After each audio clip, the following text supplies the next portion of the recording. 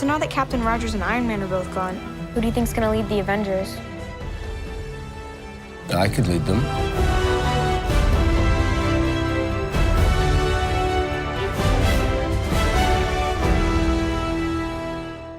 Welcome back, everyone. This is my new Eternals trailer video for Kit Harington's Black Knight character and Richard Madden's Ikaris character, along with Sersi. I know it sounds very familiar. There's a bunch of Easter eggs in here. Kit Harington was also talking recently about coming back in the Avengers movies like Avengers 5, other big Marvel movies in the future. So we'll break it all down. If you're brand new to the channel, be sure to subscribe to get all the videos. I'll be doing a bunch more Eternals videos in the next month or so because that's the next big Marvel movie that's coming out. And as you've all seen, the Eternals movie is something of a Game of Thrones reunion for Kit Harington and Richard Madden because Robb Stark and Jon Snow never saw each other after Game of Thrones Season 1, Episode 2. In the Eternals movie, they also have a not-so-friendly love triangle competition for another character named Sersi, like I said. Obviously, Gemma Chan's Sersi, and you spell Sersi the same way, but it is funny how their last scene together became this self-fulfilling prophecy. Next time I see you, you'll be all in black.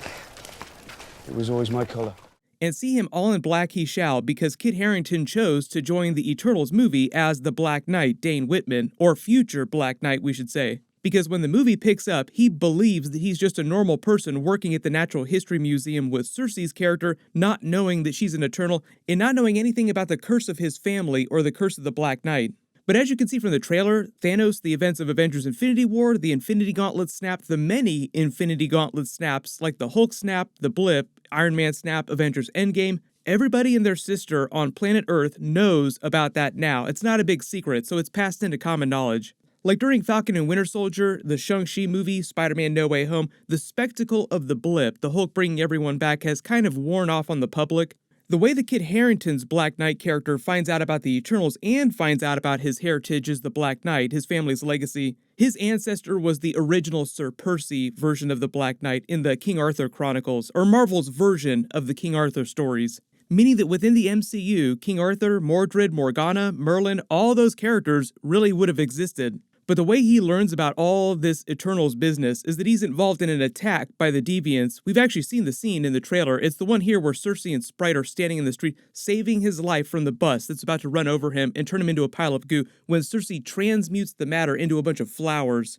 That's basically the power they're going with for her in the movie, is she transmutes things into other things, like she turns the ground into water earlier in the trailer when she's helping ancient humans learn to farm. If it wasn't clear from the scenes of Sprite in the trailer, her ability will be creating illusions. Like here, she creates a bunch of copies of herself in the street when they're saving Kit Harington's character. Kind of the way that Loki creates illusions. There'll be a lot of similarities in their abilities, the way their powers work, in the way that modern MCU characters' powers look and feel. Even though the place where all their power comes from is just regular celestial energy, is very similar to the celestial energy that Ego the Living Planet wields, that Peter Quill wields when he's near Ego the Living Planet. But it's Marvel's way of sort of connecting everything at a sort of base level, how you explain where all these different powers come from.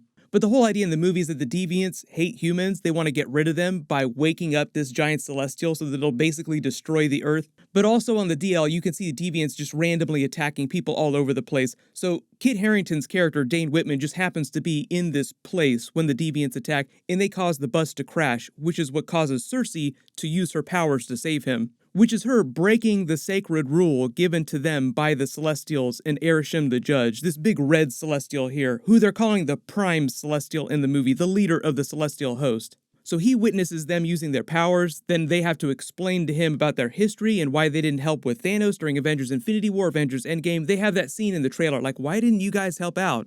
In the whole Black Knight, Ebony Blade, curse of his family, the armor and such, that's something that's uncovered by the end of the movie. Because he studies history for a living at the Natural History Museum, the Eternals have been chronicling human history, collecting artifacts for the last 7,000 years. So they would have been around to witness the rise of his ancestor, Sir Percy, the original Black Knight, and they know all about the curse of his family and the curse of the Ebony Blade. It's actually the blade that's cursed, it's not Dane Whitman himself.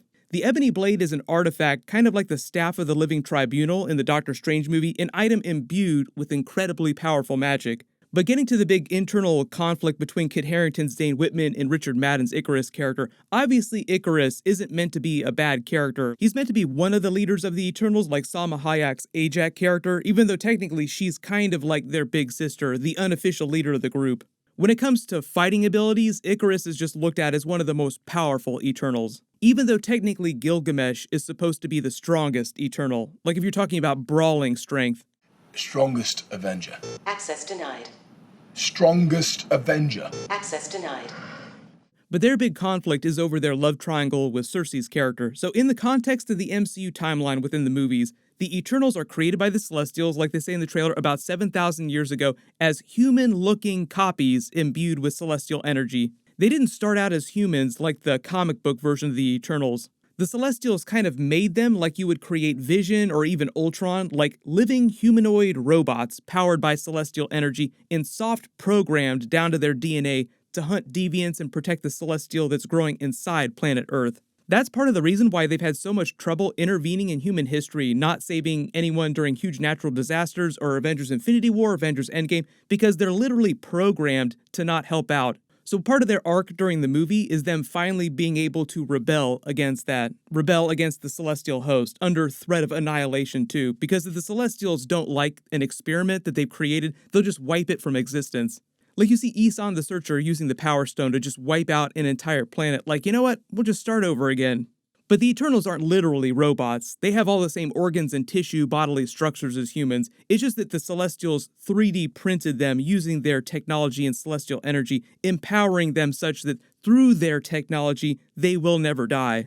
In the comics, the way they achieve this, though, is through celestial reincarnation technology that replaces their bodies if they get killed. So you can't kill them like they have organic tissue, but they're functionally immortal because they just reincarnate in new bodies.